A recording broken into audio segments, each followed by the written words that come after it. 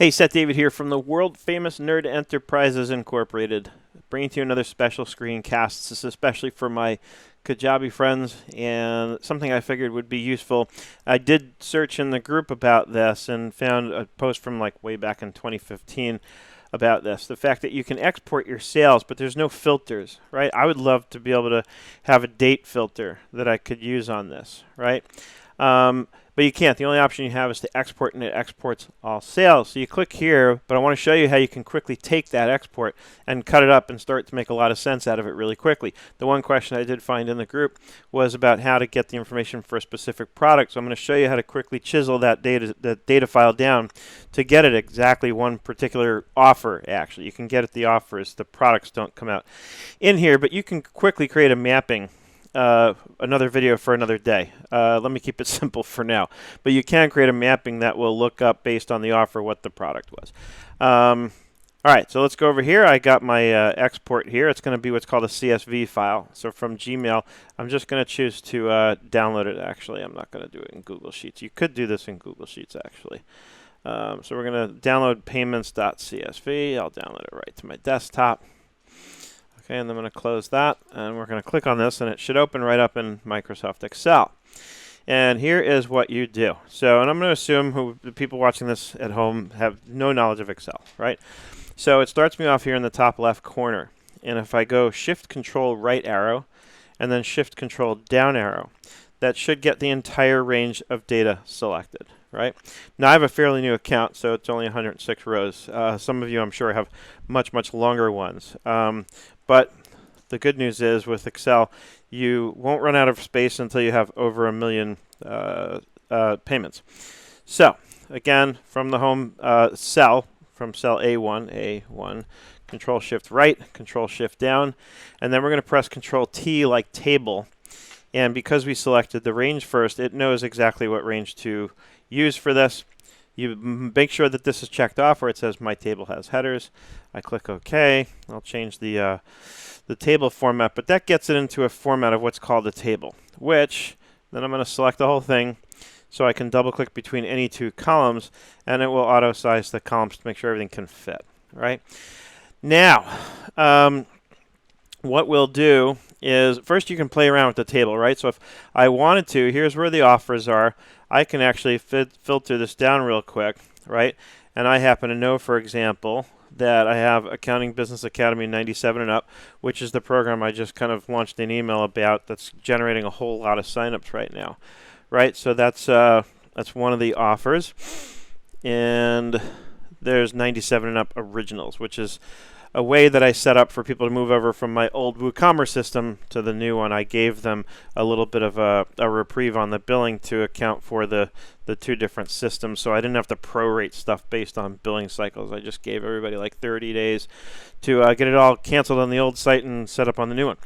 So by clicking these filters, or by clicking these checkboxes, I can quickly chisel it down to just those two offers, and I can start seeing the amount. Now you're seeing a lot of blank ones here in the amount because again on the 97 and up originals they got it for free for at least the first month, in some cases 2 months.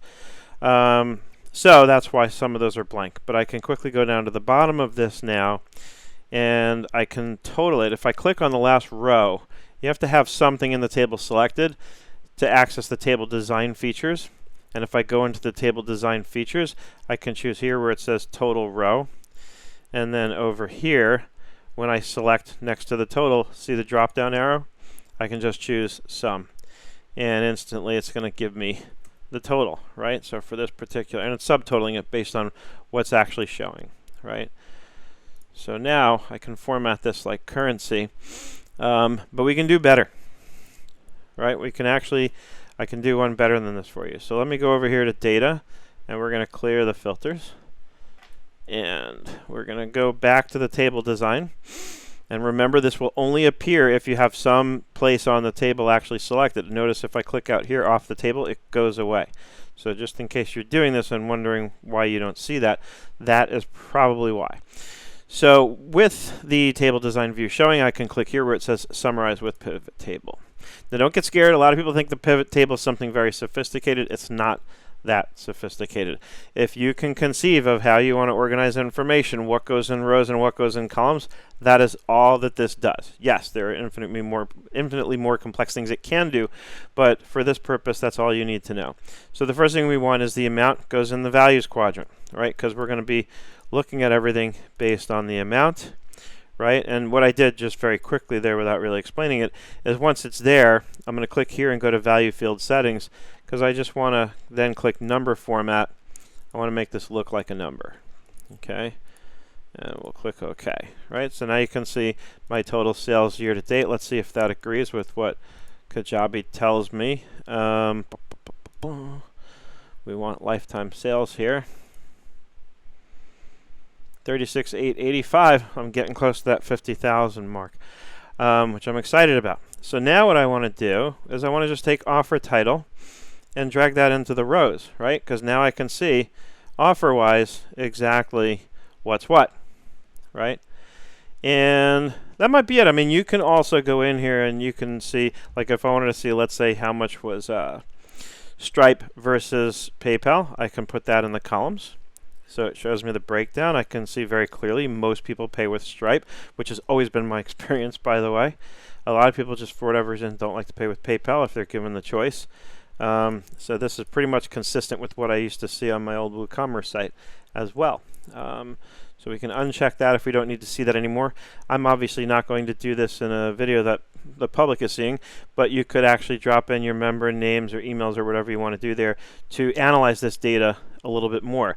But as you can see, and even with me slowing down to explain it to you, it took me less than 5 minutes to get this cut up so you can get a very clear view. Oh, one other thing I should show you.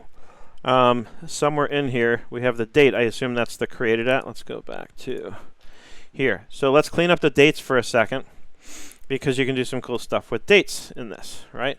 And let's go back to table. Let's kill the total row, because that's actually just going to get in my way right now. Okay, so what I want to do, the dates are formatted in like a plain text kind of deal, right? But we can fix that. I believe we can fix that. So, because it's not going to recognize this as a date, but if I highlight everything, so I'm starting off, if I'm starting off at A1 over here, I'll just go, let me unselect that. Come on, guys. There we go. Control right arrow, and then down arrow 1, because I don't want the header to come with me. I just want all the data. So I'm going to go Control Shift down arrow, and that's going to select all the way down to the bottom, but it's not going to go past the end, right? It's going to stop once it sees it's on the last kind of piece of data. And you'll see what's nice about this is the data lines up pretty nicely. Because of the way the date's formatted, it's got an even cutoff between where the date ends and where the timestamp sort of begins, right?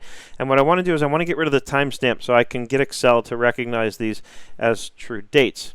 So we're going to go into our data tab up here while that range is selected. And we're going to hit this option here that says text to columns. And we're going to say fixed width. And I'm going to say next. And then I'm going to click in here. So I'm going to click just before the beginning of that timestamp, right? And I'll usually scroll down here just to make sure something like this isn't happening. So let's back it up.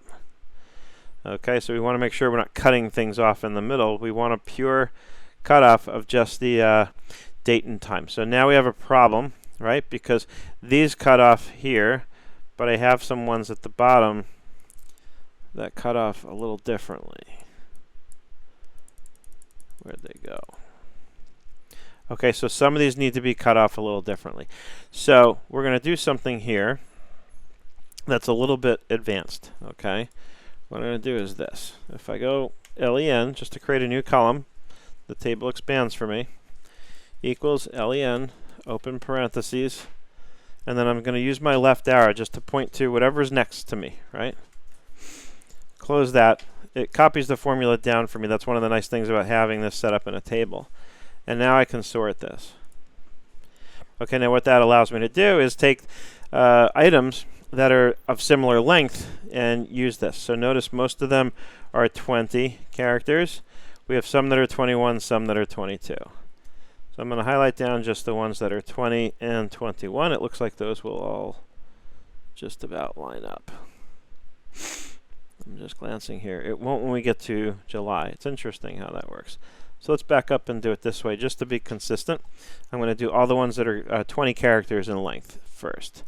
So So we'll go data, text to columns, fixed, next. Get rid of the extra ones. I just need that one. All right, next. And then when we go next, what I want to do is I don't care about the time. I don't care what time they actually signed up. If you do, I can show you another way to do it where you would keep the time. But I'm going to select this, and I'm going to say do not import column. Right? So we only want this part. And I'm going to say finish, and that takes care of those. Now we're going to do all the ones that are 21. That looks like most of them. And again, data and text to columns. Next. And trust me, this is worth it. You'll see what you can do with dates once we get this set up.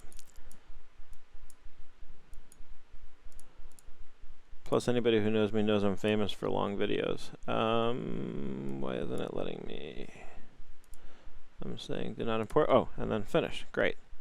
And notice it's actually already converting them to dates. It's now recognizing it. It's a weird format, which we'll fix next. But it is definitely seeing these all as dates. Oops. And then let's get down to this last group that were 22 characters in length. And we're going to go data again, text to columns, fixed. Get rid of the extra lines. I'm just double clicking these to get rid of them. And I'm clicking and dragging that one to get it where I want it. And then we go next. Again, select the side with the time. Do not import and finish.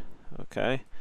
Now let's get this sorted as a proper date. So a little bit of keyboard shortcut, fancy footwork here. Control and the arrow key will get me straight up to the top. Again, I don't want the header, so down arrow once and Control Shift down arrow once again to get that whole range selected. And then Control and the number 1. Control and the number 1 brings up my Format Cells dialog. So now I want to go date. And let's just get it nice, and they line up really nicely when you just do double digits all the way across, right? So, and what I mean, it doesn't really matter what the format is here, but one of the reasons I do it is to confirm that Excel is able to render these as dates, right? Because it could coincidentally look like a date, but the way that I know for sure now that it's viewing these and reading these as dates is the fact that it did update the formatting. If it was somehow reading that still as like a plain text kind of field, then it would not have updated even if I tried to change the formatting. So that's one of the keys there. Now we can go back here to what's called sheet 1. That's the sheet it created when I created the pivot table. Anytime you make changes to the source data, we go over to here where it says pivot table analyze, and we click refresh. Clicking refresh makes sure that it understands or pulls in any updates or changes and things like that. Okay. So now we can take this created at date and we're going to drop it into the columns and watch what Excel does. Because it recognizes them as dates, it knows exactly how to bring them in, right? It puts them in chronological order as opposed to alphabetical. And notice what it did. It grouped it by month. So it took a little bit of work, right? What was originally 5 minutes became 10 or a little more. But now with that little bit of extra footwork, we can get some really nice data. And now I can filter this. I can filter these date ranges. I can, I believe I can get the years in here. It wouldn't show years now because everything is within the same year for me. So if your data spans over a year, you will also get year groupings, which you can then filter by and just choose to show the current year as the data range that you want to see. So my friends, that's enough. That's we're coming up on almost 15 minutes of video here. Hopefully you learned something here, had some fun along the way. I hope you're having an absolutely fantastic day, and I look forward to seeing you on the web in the Kajabi users group, maybe somewhere else.